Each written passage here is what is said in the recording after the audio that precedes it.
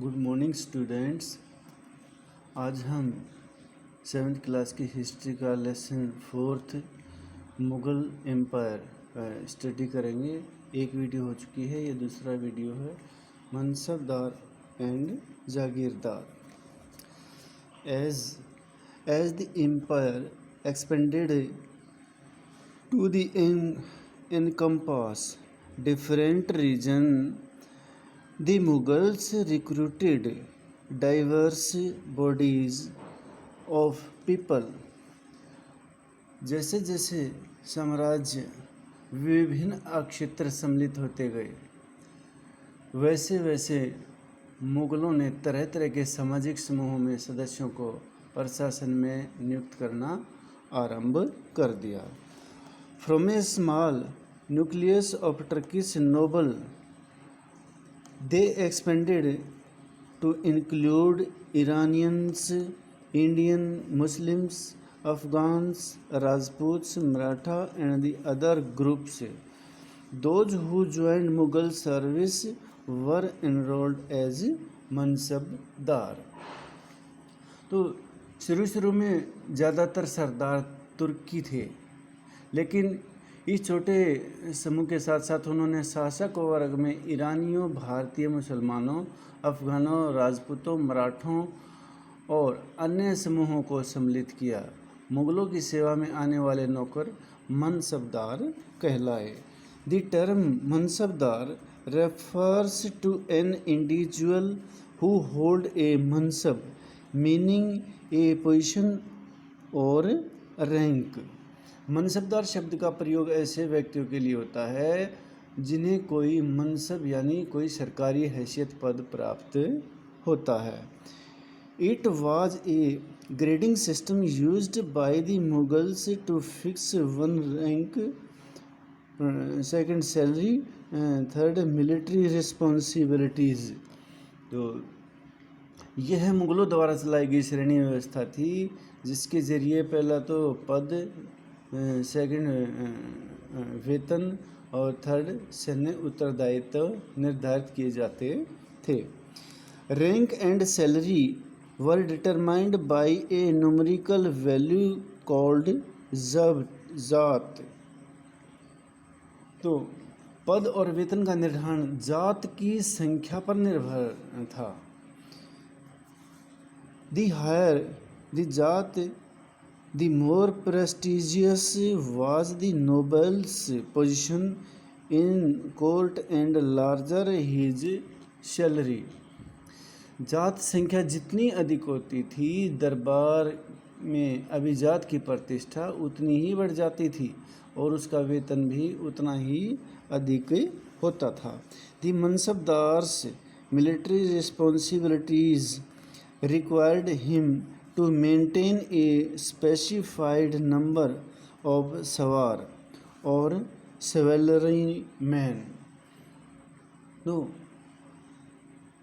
जो सैन्य उत्तरदायित्व था मनसबदारों को सौंपे जाते थे, उन्हीं के अनुसार उन्हें घुड़सवार भी रखने पड़ते थे। The mansabdar brought his cavalrymen for review, got them registered, their hero horses branded, and then received money to pay them as salary। Mansabdar अपने सवारों को निरीक्षण के लिए लाते थे, वे अपने सैनिकों के घोड़ों को दगवाते थे एवं सैनिकों का पंजीकरण करवाते थे। इन कार्रवाइयों के बाद ही उन्हें सैनिक को वेतन के लिए धन मिलता था। मनसबदार से received their salaries as revenue assignments called jagirs, which were somewhat like iqtas. मनसबदार अपना वेतन राजस्व एकत्रित करने वाली भूमि के रूप में पाते थे, जिन्हें जागीरदार कहते थे और जो तकरीबन इक्ताओं के समान थी। But unlike Mukti's most mansabdars did not actually reside in or administrator their जागीर, परंतु मनसबदार मुक्ति से भिन्न अपने जागीरों पर नहीं रहते थे और न ही उन पर प्रशासन करते थे. They only had rights to the revenue of their assignments, which was collected for them by their servants, while next page, mansabdars themselves served in some other part of the country. तो उनके पास अपनी जागीरों से केवल राजस्व एकत्रित करने का अधिकार था. यह राजस्व उनके नौकर उनके लिए एकत्रित करते थे, जबकि वे स्वयं देश के किसी अन्य भाग में सेवारत रहते थे. In Akbar's region, these jagirs were carefully assessed so that their revenues were roughly equal to the salary of the mansabdar. Akbar के शासनकाल में इन जागीरों का सावधानीपूर्वक आकलन किया जाता था ताकि इनका राजस्व मनसबदार के वेतन के तकरीबन बराबर रहे.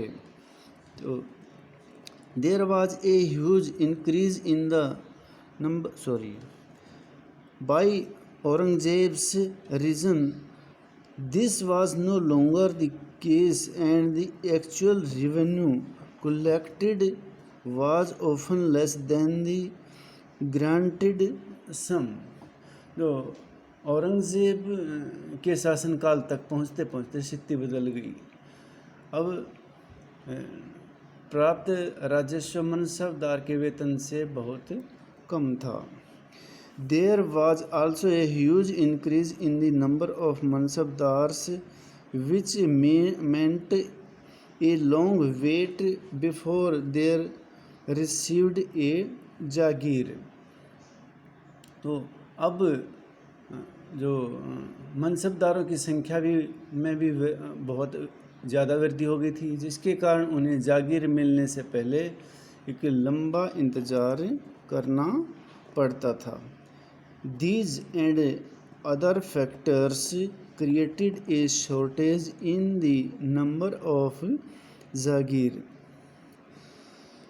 As a result, many जागीरदार्स tried to extract as much revenue as possible while they had a जागीर.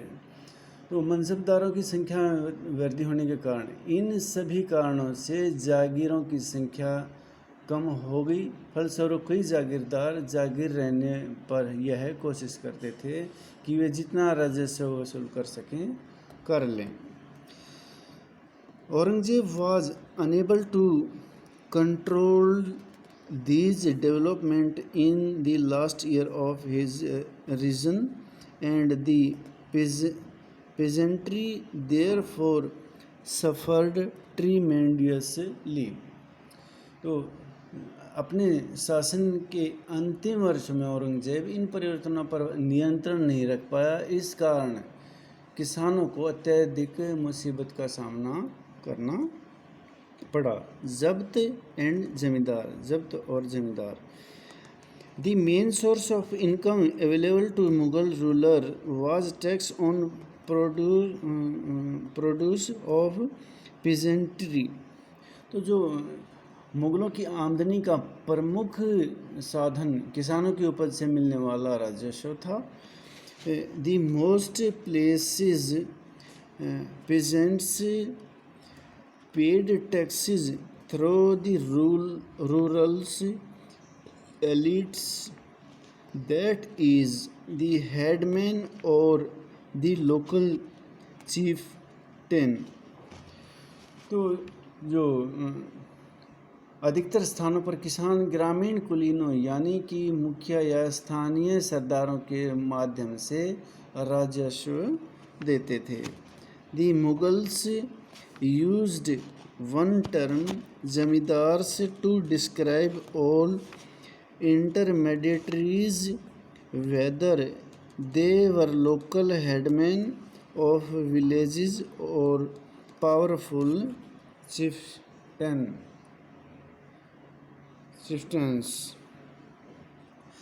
तो समस्त मध्यस्थों के लिए, चाहे वे स्थानीय ग्राम के मुखिया हों या फिर शक्तिशाली सरदार हों, मुगल एक ही शब्द जमींदार का प्रयोग किया करते थे। Akbar's revenue minister Todarmal carried out a carefully survey of crop yields, prices, and area cultivated for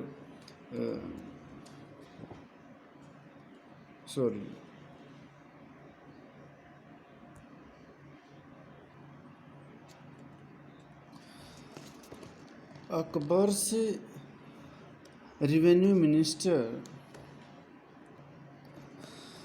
revenue minister Todermal carried out a carefully survey of crop yields, prices, and areas cultivated for a 10-year period, 1570 to 1580.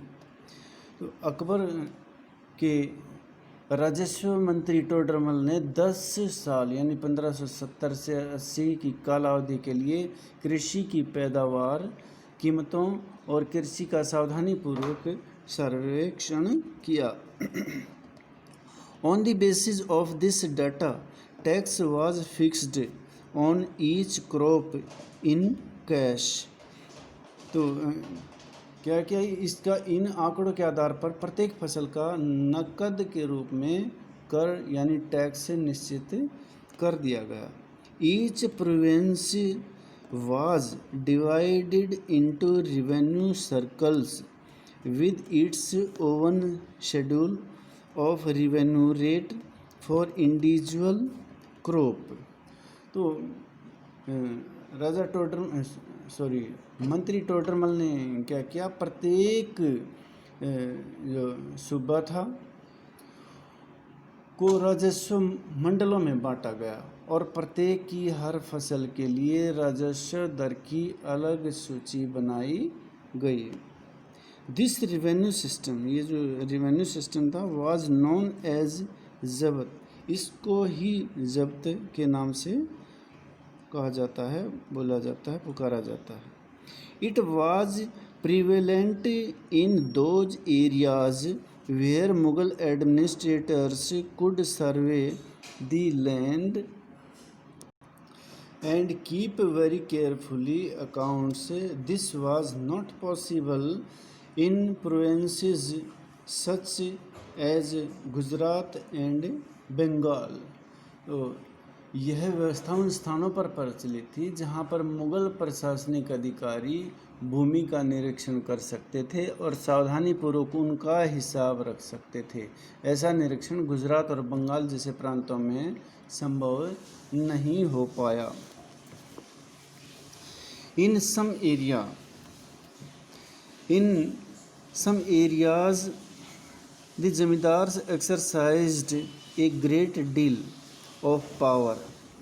तो कुछ क्षेत्रों में जमींदार इतने शक्तिशाली थे कि मुग़ल प्रशासकों द्वारा शोषण किए जाने की स्थिति में विद्रोह कर सकते थे। The exploitation by Mughal administrator could drive them to rebellion.